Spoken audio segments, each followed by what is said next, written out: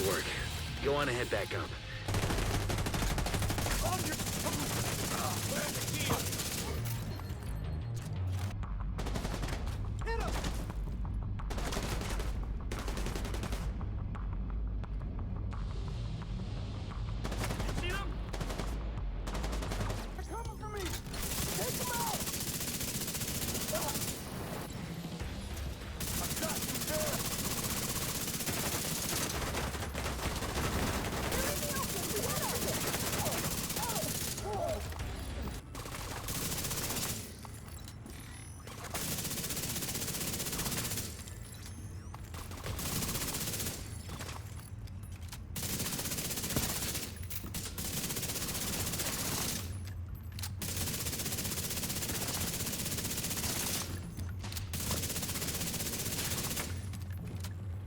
If you guys are interested in being a member, then click the join button down below to check out the available perks. The first tier is only $1.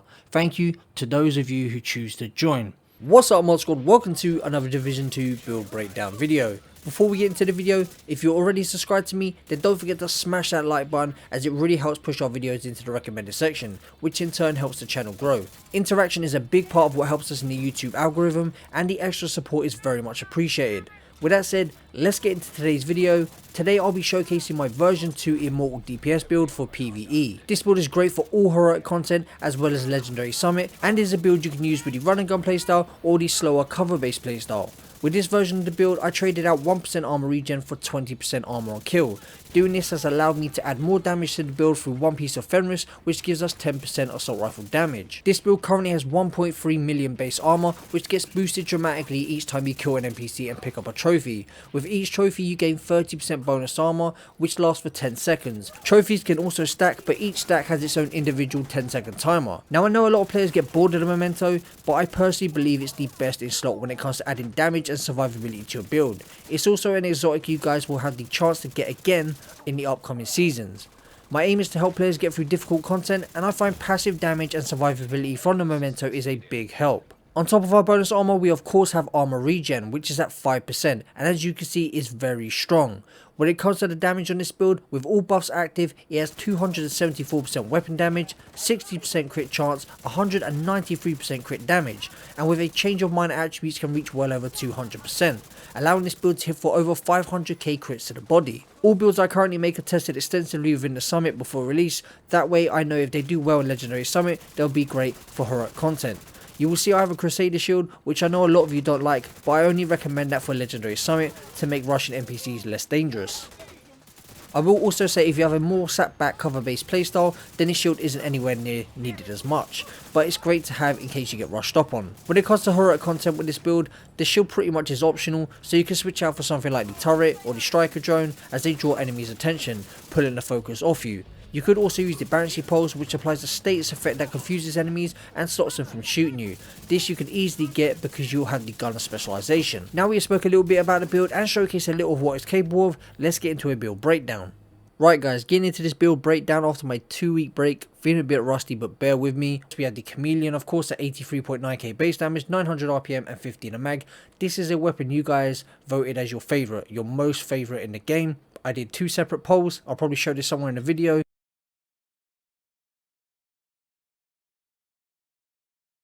You guys love the Chameleon, I guess I converted a lot of you. Great weapon for PvE guys. PvP it sucks, but PvE is amazing.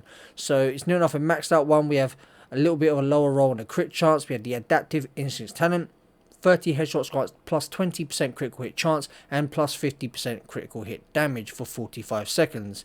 If you can clear floors or rooms in missions within 45 seconds, you will keep them buffs and be able to hold them multiple floors or throughout the whole mission. Hitting 75 body shots grants plus 90% weapon damage for 45 seconds, hitting 30 leg shots grants 150% reload speed for 45 seconds. I have learned you want to go for those 30 leg shots as well. Having that extra reload speed is just too nice. It is way too nice. I used to just go for the headshots and the body shots, but adding the leg shots in there as well and be able to clear those floors even faster because of that reload speed, it's just real nice to have. Looking at the attachments on this weapon, we have 15% critical hit chance on the scope, we have 10% stability on the grip, we have 20% accuracy on the muzzle, and then we have the extra 20 rounds in the magazine. Now a lot of people say they have an issue with the stability or the handling of this weapon. I don't know why. With 10% stability, this gun has hardly any recoil and it has 20% accuracy. And if you're using a gun of specialization and you stand still behind your shield, you get the extra weapon handling from the gun of specialization. So I don't really get how people struggle.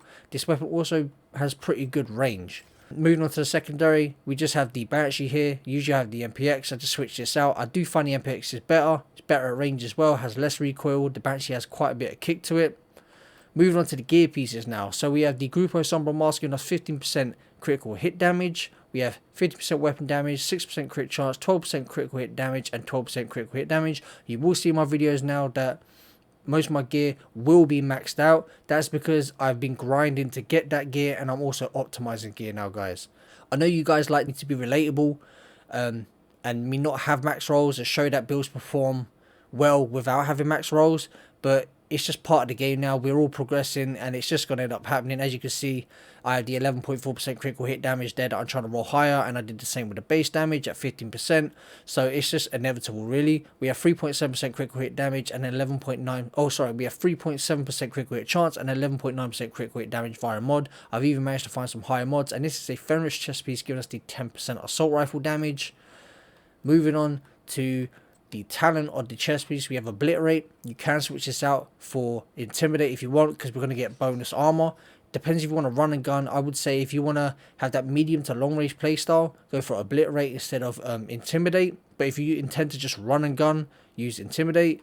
Moving on to the holster, we have the Bellstorm Armory holster, gives us 1% armor regen. We have 2 pieces, and the second piece gives us 10% armor on kill. In total, we'll have 20% because we get 10% from the gunner specialization. So 10 from that, 10 from this gives us 20%. So 20% armor on kill is pretty nice to have. It's not a massive amount, but instead of having the 1% armor regen, which obviously is a slow regen, this just kicks in a little bit quicker, especially when you're running and gunning. So we have max armor at 170k, 12% critical hit damage, and then 6% crit chance. Moving on to the Memento backpack. You guys voted it as your best in slot for backpack when I put out the poll. So here it is, and it's just too good not to use, guys. We have 15% weapon damage, 170k armor, 1 skill tier, 12% critical hit damage via mod, and then we have the kill confirmed talent. You guys know how that worked by now. I use it in and off every one of my builds because this backpack is just too good not to use. Why would you use a backpack that say has vigilance and a brand set when, you know, you can have the damage, the armor regen, the bonus armor. You also get skill efficiency, which is 30% passive. It's just, there's so much it gives you passive that can help you. It's just too good to like miss out on. Not saying that you can't switch this out for anything else. I'm not saying this makes the build by any means. It's just, it's going to make it a lot easier for those of you who like to run through missions or farm the summit. If you've got to farm for a long period of time, this is probably the backpack you want to use. So moving on to the gloves now, we have the second piece of Bellstorm Armory, 170k armor, 12% critical hit damage, and 6% critical hit chance. And finally, probably the hardest piece to get aside from the backpack, that being the Empress Guard knee pad. So keep a close eye on those DZ vendors if you're not actually going to farm in the dark zone. We have 15% weapon damage, which I rolled on there, 1% armor regen, and an 8.5% hazard protection. If we had crit damage there instead, that would take the crit damage of this build to over 200%. It's currently just below that because I don't have this roll. And that's pretty much it for the build, guys. Of course, I had this shield here. It's at a tier 4. We have the drone, of course, my favorite skill because it's great distraction. It makes about 3 NPCs at a time turn around to focus on it. It makes it easier for you to get your stacks for your chameleon. That's pretty much it for the build, guys. Love this build. Armor regen all the way. Damage as well. We gain extra damage, a bit more damage than we did with the version 1 of this build. But anyway, guys, I'm going to leave you with a stat sheet. Don't forget to smash that like button. Make sure you leave a comment down below. It's going to be hard times from here on out, guys, until we get the year 3 content. We're just getting recycled seasons at the minute, so the extra support is really appreciated, and it's going to help us get to that 30k goal. Anyway, guys, enjoy the video, smash that like button, and I'll catch you in the next one. Peace out, Mob Squad.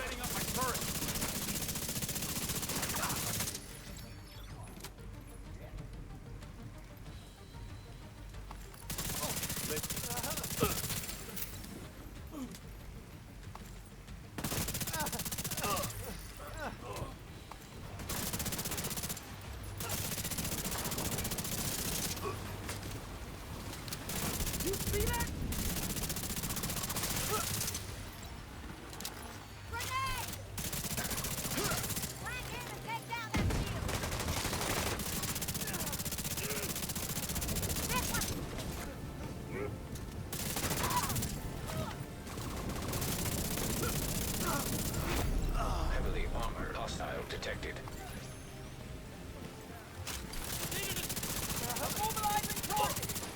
We just took a casualty! Agent, you're going down! Get the fuck back! Get a flash! You're gonna get me down!